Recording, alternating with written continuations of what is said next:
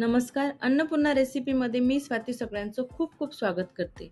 उन्हाळा लागला की आपल्याला सतत थंड थंड पदार्थ खावेसे वाटतात किंवा थंड पेय प्यावेसे वाटतं. चला असंच एक थंड पेय मी बनवणार आहे, सोलकढी. सोलकढी कशी बनवायची ते पाहूया. सोलकढीसाठी मी एक नारळ घेतला, तो फोडून खोबऱ्याचे मी बारीक काप करून घेतले. सोलकढीसाठी मी एक बाउल भरून आमसूल 1 तास आधी भिजवून ठेवलेलं होतं. चवीनुसार मीठ, एक हिरवी मिरची आणि एक लसूणची पाकळी घेतली. आता खोबऱ्याचे काप, लसूणची एक पाकळी आणि हिरवी मिरची थोडं थोडं पाणी टाकून मिक्सरमध्ये वाटून घ्यायचं आहे.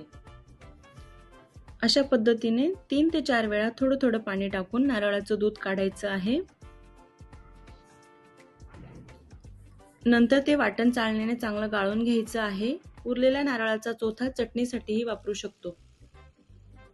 आता परत एकदा मी नारळाचे दूध सुती कापडाने गाळून घेतले. आता भिजवलेलं कोकम थोडं पाणी टाकून 10 ते 15 मिनिट शिजवून घेऊया. शिजवलेलं कोकम थंड झाल्यावर मिक्सरमध्ये बारीक करून घ्यायचं आहे.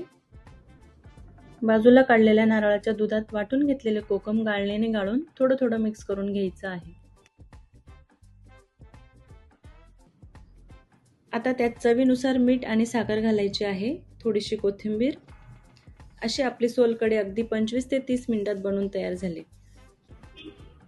आपल्याला कुठे बाहेर फिरायला जायचं असेल तर अगदी 1 दिवस आधी बनवून फ्रीजमध्ये थंड करून प्रवासात घेऊन जाऊ शकतो.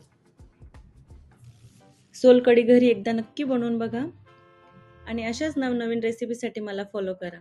Thank you.